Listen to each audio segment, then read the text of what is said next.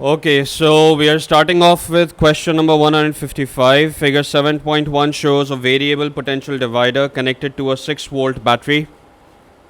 Alright, the movable contact can slide between AB as it moves, the output voltage changes. Complete the table below to show the output voltage when the contact is at A and at B.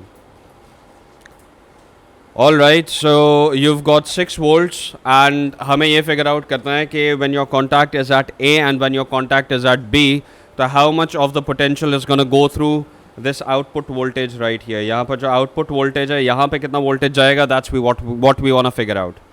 So when the movable contact is at B right here, what you need to realize is that the resistance of the potentiometer is going to be what? That's going to be 0 ohms. Alright.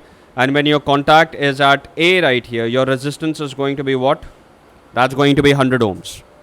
So let's assume, ठीक है, खैर ये चीज़ जो है वो question के अंदर लिखी भी नहीं है, बट हम अज्यूम कर रहे हैं कि अगर यहाँ पे आपका रेजिस्टेंस 0 ohms है और अगर यहाँ पे आपका रेजिस्टेंस 100 ohms है. नाउ पोटेंशियोमीटर एक्चुअली डिटेल के अंदर आप लोग AS के अंदर पढ़ोगे and it's kind of completely the opposite. तो ये जो मैं अभी आपको बता रहा हूँ, but we are studying it with respect to a potential divider, तो इस वजह से मैं आपको ये एक्सप्लेनेशन दे रहा हूँ. पोटेंशियोमीटर के बारे में आपको जो है वो कोई ख़ास थियोरी वगैरह कोई भी चीज़ पता होनी ज़रूरी नहीं है. दैट्स योर AS का कोर्स. उन्होंने यहाँ पे यूज़ किया है. So we are going to use the idea of the potential divider which we study in O levels and then move that forward. Alright. So again we are assuming कि B के ऊपर potential जो है वो B के ऊपर resistance कितना है, that's 0 ohms, and A के ऊपर resistance कितना है, 100 ohms. Now usually होता क्या है कि let's say for example आपके पास battery है, ठीक है, and it's connected to 2 resistors. Let's say for example ये 10 volts की battery है. Alright, let's assume that this right here is 10 volts. अगर ये 0 ohms का resistor है, just for the sake of it, वैसे 0 ohm का resistor exist नहीं करता, but just for the sake of it, and ये 100 ohms का resistor है, तो what do you think is going to happen over here? अगर आपके पास एक 0 ohm का resistor है, एक 100 ohm का resistor है, both are in series and you have a 10 volt supply, 0 ohm को कितना potential मिलना चाहिए, 10 ohm को 100 ohms को कितना potential मिलना चाहिए? 0 ohms को कितना पोटेंशियल मिलेगा, 0. 100 ohms को कितना पोटेंशियल मिलेगा, पूरा. अब लेट्स से फॉर एग्जांपल ये 0 ohm को हटा के मैं यहाँ पे भी एक 100 ohm का रेजिस्टर जो है वो ले आता हूँ. हाँ होता है, but again theoretically we can argue on anything. And let's see अगर आपको 0 ohms चाहिए तो आप एक कनेक्टिंग वायर यूज़ कर लो, because theoretically connecting wires have 0 ohms resistance, but practically नहीं, किसी भी चीज़ का रेजिस्टेंस कभी भी 0 ohms नहीं होगा.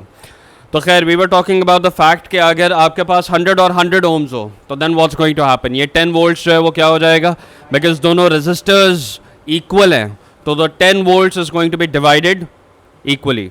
सो this right here is gonna get 5 volts, this right here is gonna get 5 volts. Let's call this A and let's call this B. अगर A का रेजिस्टेंस मैं ज़्यादा कर दूँ तो A is going to get more potential, उसको 5 से ज़्यादा मिलेगा, B को 5 से कम मिलेगा. Depends on the ratio. सही है ना, उनके रेशो के ऊपर डिपेंड करता है. लाइकवाइज आपको पोटेंशियोमीटर जो है उसकी रेजिस्टेंस पे डिपेंड करता है कि उसको कितना पोटेंशियल मिलेगा. सो एट 0 ohm रेजिस्टेंस उसको 0 volts मिलेगा, जो आउटपुट वोल्टेज होगा वो कितना हो जाएगा, 0 volts. ऑलराइट.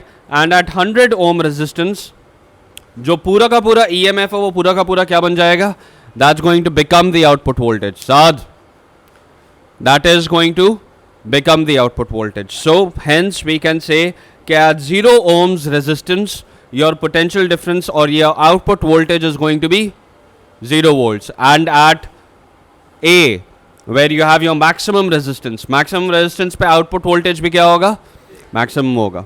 सही है. So at this point we can say कि भाई 6A, when your contact is at A, your resistance is going to be 6 volts, and your contact is at B, the resistance is going to be 0 volts. Does that make sense to everyone? अब इस तरह की ideas जो है वो question use कर सकता है, नहीं.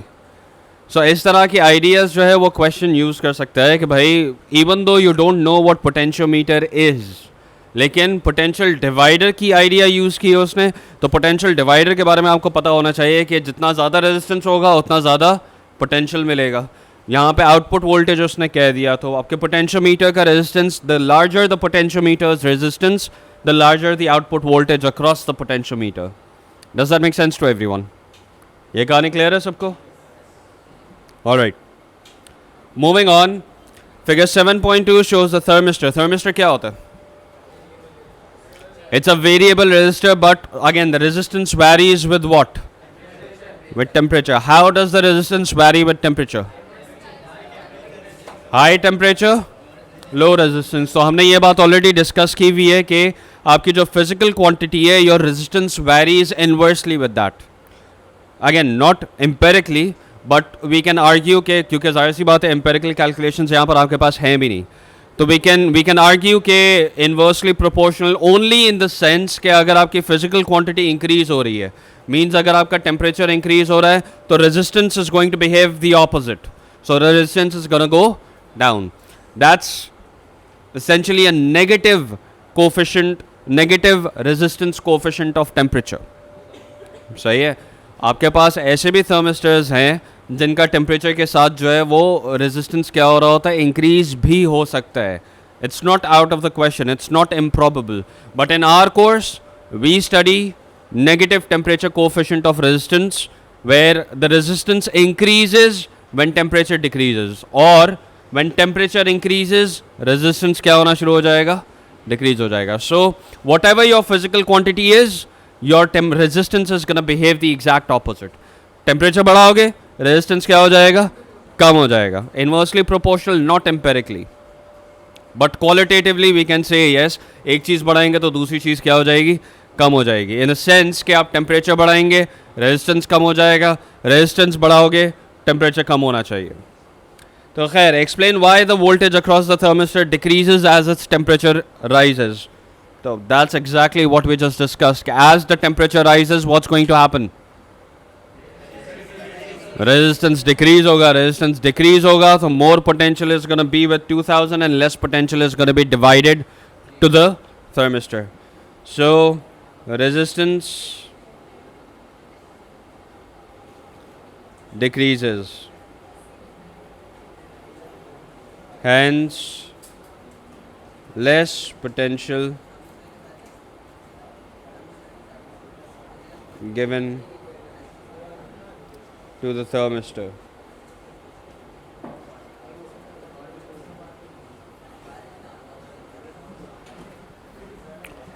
सही है। At one temperature the thermistor has a resistance of 100 ohms। Calculate the current in the thermistor। Yeah, marking scheme देख लेते हैं इसकी। So the marking scheme says resistance decreases, current increases, larger voltage across 2000 ohms or smaller fraction of voltage across thermistor। That's essentially what we are saying कि भाई thermistor जो है वो उसको less potential given to the thermistor। Simple। सही है, तो yes, you've got 2 marks over here। At one temperature, अब question again आपको temperature से quantitatively relate करने को नहीं बोलेगा, but question says at one temperature the thermistor has resistance of 100 ohms, calculate the current in the thermistor। तो current कैसे निकालोगे? I is equals to V upon R। What's V? नहीं, voltage तो है, but how much? Nope। Voltage कितना divide होगा? अगर ये आपके पास 2000 ohms है एंड दिस इज 1000 ohms, तो how much potential is gonna B for 2 volts होगा। Yes, R upon RT use कर लो। रेजिस्टेंस टोटल 3000 होगा। यस, अब आप जो है वो यहाँ पे बहुत सारी चीज़ें यूज़ कर सकते हैं। One thing you can do is you can use R upon RT। R upon RT का मतलब क्या? R upon RT into V का मतलब ये है कि we want to figure out the potential across the 1000 ohm resistor and total resistance कितना है, बिकॉज सीरीज में तो वो क्या हो जाएंगे, ऐड हो जाएंगे। सो this right here is gonna B 3000 into 6, zeros cancel हो जाएगा, 3 डिवाइड बाई 6 2 volts आ जाएगा। यू कैन से कि अच्छा पोटेंशियल कितना है, Potential difference is 2 volts divided by resistance कितना है? That's 1000. 0.002 आपका आंसर आ जाएगा. 0.002 amperes. That's one thing you can do. The other thing you can do is think कि यार सीरीज के अंदर करंट क्या रहता है? सेम रहता है. सीरीज के अंदर करंट तो डिवाइड होता नहीं है. तो जो आपका टोटल सर्किट का करंट होगा वही थर्मिस्टर के अक्रॉस करंट होना चाहिए. सो यू कैन से कि भाई अच्छा ठीक है, I is equals to V upon R, where the total EMF provided by the battery is 6 volts divided by the total resistance, which is going to be 3000. All right, and that's going to be again 1 divided by 500, which is equals to 0.002. ये कहानी clear है? यहाँ तक कोई problem है किसी को? All right, so this right here was question number 155. Let's move on to 156. A torch contains a filament lamp connected to a battery. The battery contains 4 1.5 cells connected in series. Now, if you have 4 1.5 cells connected in series, तो total potential कितना होगा?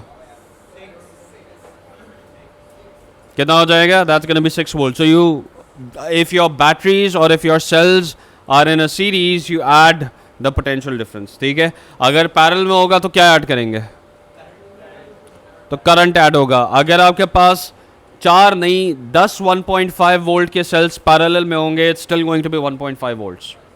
But होगा ये कि हर cell का अपना एक specific current हो जाएगा और वो उतना करंट जो है वो दे रहा होगा. सो a torch contains a filament lamp connected to a battery. The battery contains 4 1.5 cells connected in series. This is question 156. Figure 11.1 shows the current versus potential difference graph for the filament lamp. What is meant by the potential difference of the lamp? Beta, definitions are a big part. Definitions अलग से एक page के ऊपर बना के जो है वो लिखो.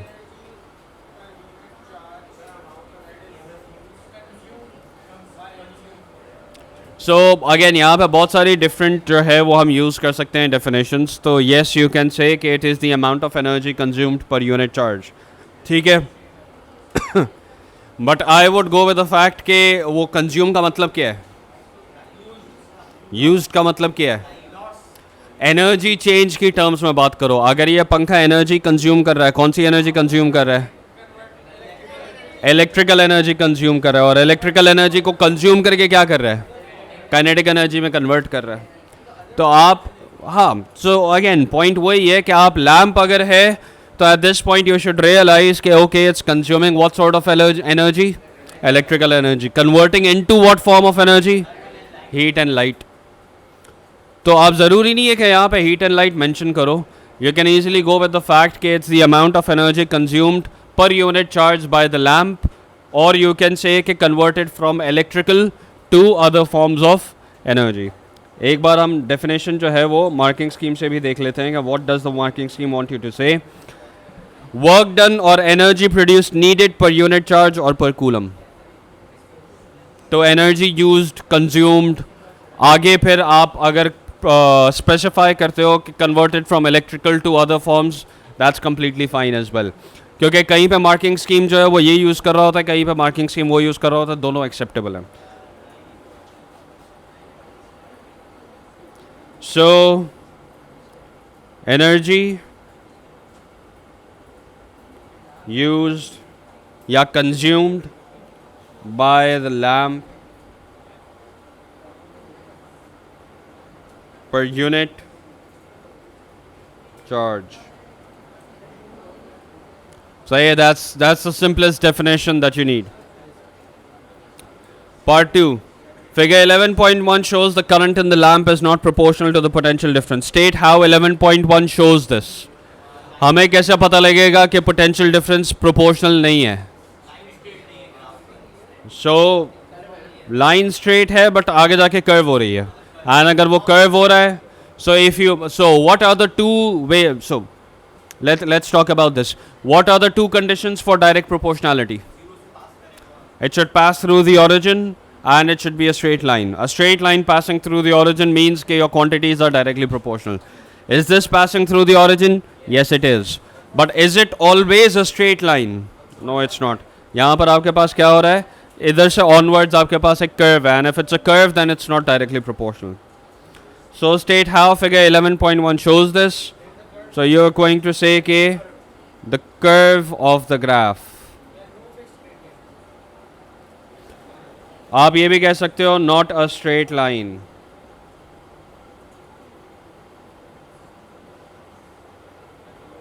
सही है.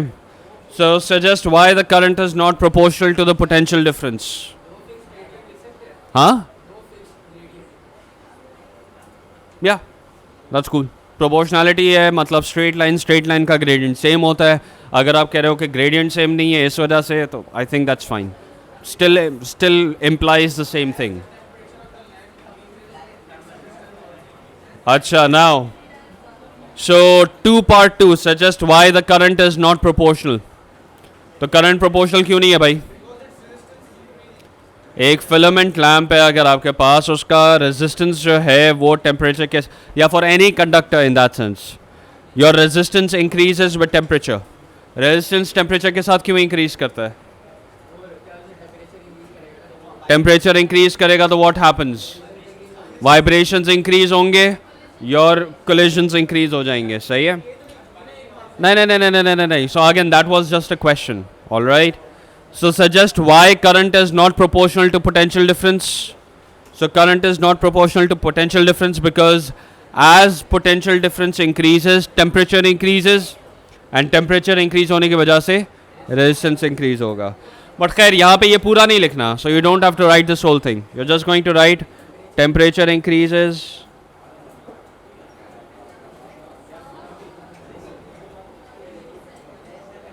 Hence, resistance increases.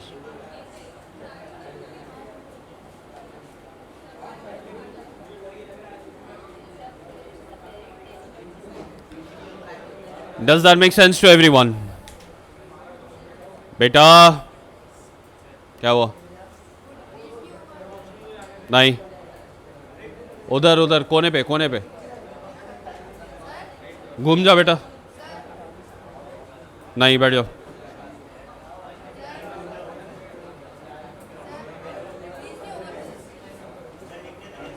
टेम्परेचर बढ़ेगा तो रेजिस्टेंस बढ़ेगा. नहीं, इसका इन्वर्स से कोई ताल्लुक नहीं है.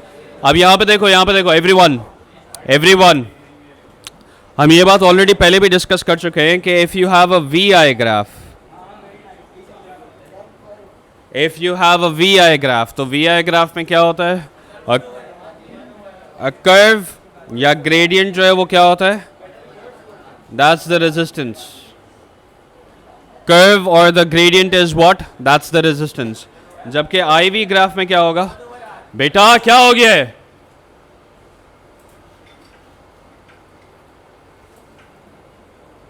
जबकि आईवी ग्राफ के अंदर it's gonna go the opposite and still the resistance is going to increase. तो वी आई ग्राफ में curving upward resistance is going to increase, जबकि आईवी ग्राफ में curving downward the resistance is going to increase. That's what you need to remember. और in other words you can think कि जिस direction में potential है उस direction में resistance increase होगा. यहाँ पर डायरेक्शन क्या है? वर्टिकल पोटेंशियल का. तो वर्टिकल होते हुए आपका रेजिस्टेंस क्या होगा? इंक्रीज होगा. यहाँ पे पोटेंशियल क्या है? हॉरिजॉन्टल. तो the more horizontal your graph becomes, the more resistance is going to increase. तो आप you can try and remember this relation as well. Does that make sense to everyone? Because यहाँ पे ज़्यादातर question जो है वो यही होता है कि रेजिस्टेंस इंक्रीज हो रहा होता है या रेजिस्टेंस डिक्रीज हो रहा होता है. We need to figure out कि रेजिस्टेंस इंक्रीज हो रहा है या डिक्रीज हो रहा है. तो this is a good way of remembering कि if your graph is moving in the direction of V, यहाँ पे वी क्या है? यहाँ पे वी जो है वो वर्टिकल है. अगर आपका ग्राफ वर्टिकल हो रहा है, सो यहाँ पे ग्राफ वर्टिकल हो रहा है, हॉरिजॉन्टल हो रहा है. So this graph right here, is it being vertical और is it being horizontal? It's being horizontal. V जो है वो क्या है? हॉरिजॉन्टल है, वर्टिकल है? हॉरिजॉन्टल किसको कहते हैं? एक्स एक्सिस को हॉरिजॉन्टल कहते हैं. वर्टिकल किसको कहते हैं? वाई एक्सिस को. सो इन दिस केस आपका ग्राफ जो है वो हॉरिजॉन्टल हो रहा है या वर्टिकल हो रहा है? हॉरिजॉन्टल हो रहा है. हॉरिजॉन्टल का मतलब वो कौन सी यूनिट की तरफ जा रहा है, पोटेंशियल डिफरेंस या करंट? पोटेंशियल डिफरेंस की तरफ जा रहा है. एंड अगर वो पोटेंशियल डिफरेंस की तरफ जा रहा है तो उसका रेजिस्टेंस यहाँ पर इंक्रीज होना चाहिए, डिक्रीज होना चाहिए? Increase. So when your graph moves towards the potential difference, your resistance always increases. That's something that you can use to remember it. Does that make sense to everyone?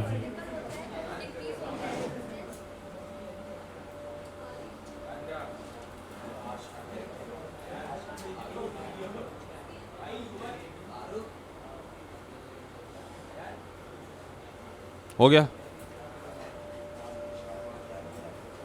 जी? नहीं, depends where v goes.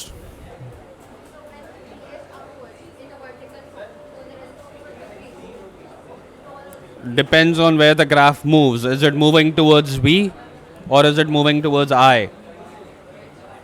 सही है. If it's moving towards v, resistance हमेशा increase होगा. जाहिर सी बात है, अगर v की तरफ जाने में resistance increase हो रहा है तो I की तरफ जाने पे resistance क्या होगा?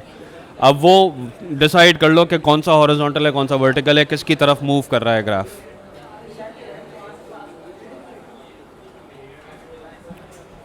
अच्छा, एवरीवन ओवर हियर, यहाँ पर आ जाओ. The lamp is at normal brightness and there is a potential difference of 6 volts across the lamp. Figure 11.1, use figure 11.1 to find the current in the lamp. So lamp is at normal brightness at 6 volts. तो हम यहाँ पे graph पे देख लेते हैं भाई 6 volts पे करंट कितना होगा. That's going to be 350 milliamperes. Alright, yes. So that's going to be, the current is going to be 350 milliamperes. You either write milliamperes or you write into 10 raised power minus 3 amperes. Or you can write 0.35 amperes. I would suggest कि आप, क्योंकि यहाँ पे unit defined नहीं है, आप ऐसा unit use करें. ऐसा यूनिट्स मिल ही नहीं होता. Calculate the charge that passes through the lamp in 2 hours. Charge का रिलेशन विद करंट क्या है? What's the relation of charge with current? I is equals to Q upon T, or in other words Q should be equals to I into T. I कितना है? That's 0.35. Time कितना है?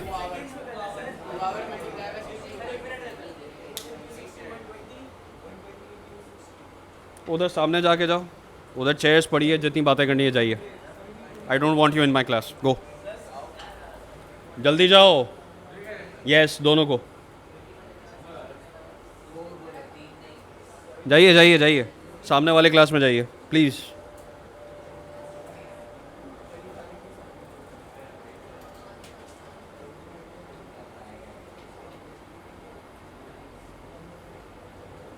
गो. Anyone else wants to join them, please feel free. ना मैं office में किसी को complain करूंगा ना कुछ. आपको बातें करनी है, आप सुकून से बराबर वाली क्लास खाली, आप जाइए प्लीज़, फील फ्री. जाइए जाइए जाइए. अगली क्लास में डिसाइड करके आना कि इधर बैठना है उधर बैठना है. सब्र करो. और किसी को जाना है?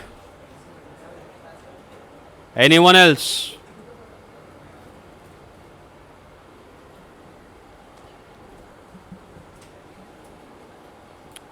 Okay, so time has to be in seconds. Time जो है वो सेकेंड्स के अलावा हो नहीं सकता. सही है. So yes, it's going to be time जो है वो that's 2 hours into 3600 seconds. So yes, it's going to be 7200. So 0.35 into 7200 is going to be what? मेरे ख्याल में 280, 216 के बाद 36 ऐड करो कितना? 252 बनता है. So it's going to be 252 coulombs या something along those lines. Calculator से फिगर आउट करो. 252, right?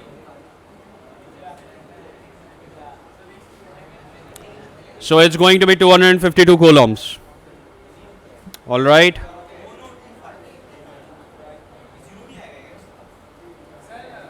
I 202,520. Yes. Milliamp is 0.001.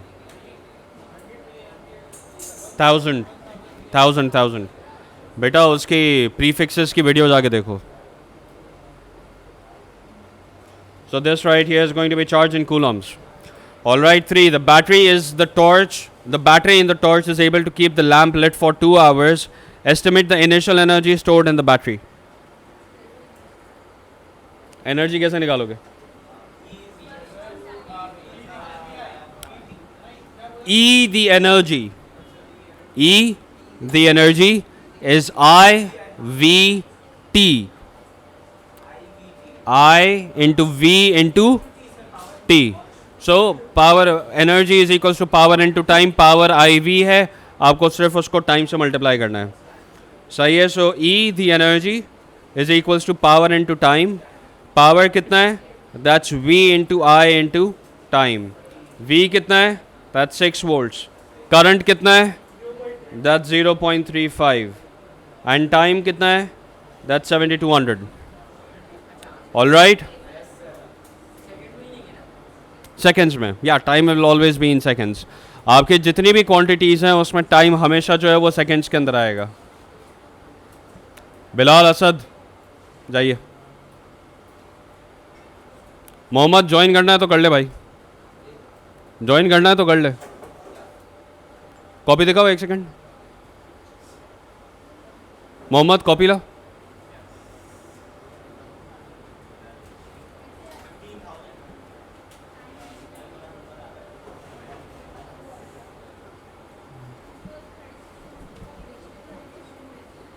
अभी काम कहाँ किया? काम क्या है यहाँ पे? झक मार रहे हैं. फिर कितने सवाल हो गए? वो मेरे ख्याल में कोई तीसरा पेज है, तीसरा सवाल है. तीनों सवाल नहीं किए इस खुशी में. जाओ मोहम्मद कॉपी.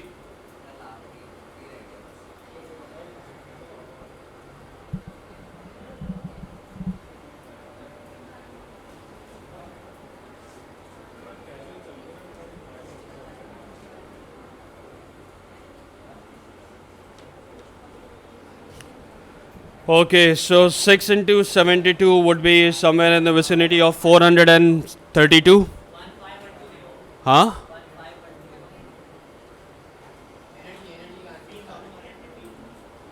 3120.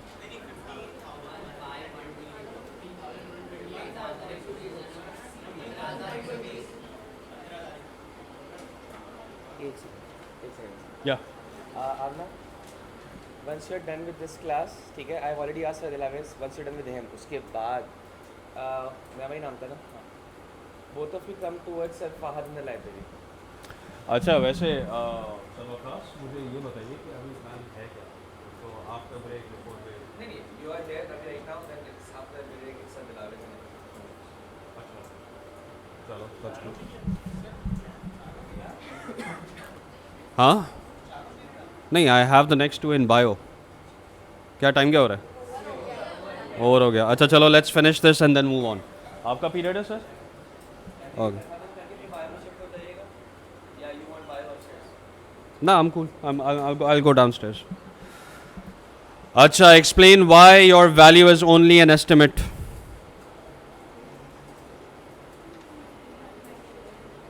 बताइए बताइए बताइए.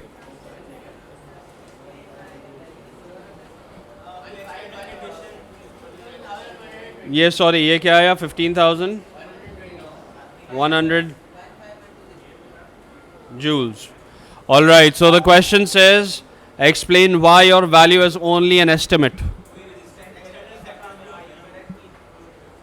So torch अगर कभी आप चलाएं तो torch जो है वो अच्छी खासी गर्म भी हो जाती है. So it's an estimate because what we are assuming is कि आपकी electrical energy is completely converting into what? Light energy. It's all going to be useful. Or we are assuming that a torch is going to be 100% efficient. It's not going to be that. सही है. तो कुछ certain amount heat energy में चला जाएगा, कुछ certain amount जो है वो आपकी ICs जो है वो certain energy जो है वो ले लेंगी. Somehow energy is going to be lost and essentially your battery should have more energy than this. आपकी बैटरी जो है should have more energy than this ताकि वो heat loss should be taken into account. Does that make sense to everyone? अच्छा, जल्दी से next ऊपर आ जाते हैं. Suggest and explain advantage of using two cells in parallel rather than a single cell. तो last longer, and last longer के साथ साथ आपके पास जो है वो क्या होगा? Suggest and explain. So last longer is suggestion. Explain कैसे करोगे? हाँ, पार्ट 4. नहीं, बता तो दिया बेटा, अब मैं लिख नहीं रहा because your period is over. तो अगेन इसकी मार्किंग स्कीम भी चेक कर लेते हैं कि मार्किंग स्कीम क्या कह रहा है. So the marking scheme says same some energy remains till some heat produced. Correct argument involving internal resistance of cell. तो खैर हमने हीट के बारे में ऑलरेडी बात कर ली है, so we good to go with that. Suggest and explain an advantage. आपका बैटरी या the cells will last longer, but you need to explain this time as well. Explain का मतलब रीजन बताना है कि why is the cell going to last longer. Very simple, आपका current divide हो रहा है. पहले एक ही बैटरी के ऊपर सारे करंट का लोड था, so only one cell was providing all the current. This time the amount of current will be divided with the cells. So if you have 4 cells, वो करंट जो है should be divided into 4 cells, and each cell is going to give only a quarter of what it would before. सही है, तो इस वजह से the cells will last longer. हाँ, yes, exactly. Another torch contains a light emitting diode instead of a filament lamp. The battery in the torch uses 4 instead. Some in series, some in parallel. The potential across LED when in operation is 3 volts. In space, draw a diagram showing how 4 cells, a switch and the LED are connected. तो आपके पास 2 sales जो है वो parallel में हो गए, sorry series में हो गए. फिर ये 2 जो है वापस से आपके पास आ गए. So this right here is going to be what? 1.5 volts each. या 1.5 volts each. Alright, so this is going to be 3 volts, this is going to be 3 volts. ये आ गए दोनों 3 वोल्ट्स पैरेलल के अंदर, and they will provide 3 volts as well. And उसके साथ आपके पास, बिकॉज दिस इज पॉजिटिव, यहाँ से चार्ज मूव होना शुरू होगा. So you need a switch over here as well. जहाँ से आपका चार्ज मूव होना शुरू होगा वहाँ से स्विच चाहिए. So and then you are gonna have your LED, and this right here is going to be your complete circuit. Does that make sense to everyone? क्या हुआ बिलाल? हाँ, देखो टोटल हमारा आउटपुट 3 वोल्ट होना चाहिए. अगर मैं चारों सीरीज में लगा दूंगा तो टोटल कितना हो जाएगा? 6 वोल्ट्स हो जाएगा. 1.5 into 4 is 6 volts. So we need 3 volts का and 3 volts in parallel with each other. Now 3 volts and 3 volts in parallel, output कितना होगा? वो 3 volts रहेगा. फिर हमें switch और LED लगाना है साथ में, तो that's it. Switch and LED आ गया. हाँ, everything is parallel to the battery.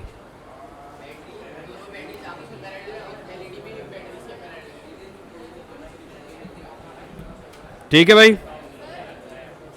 या so this right here is complete. 2 second. ये कहानी क्लियर है सबको? Any questions? No. Tata bye bye, अल्लाह हाफिज़.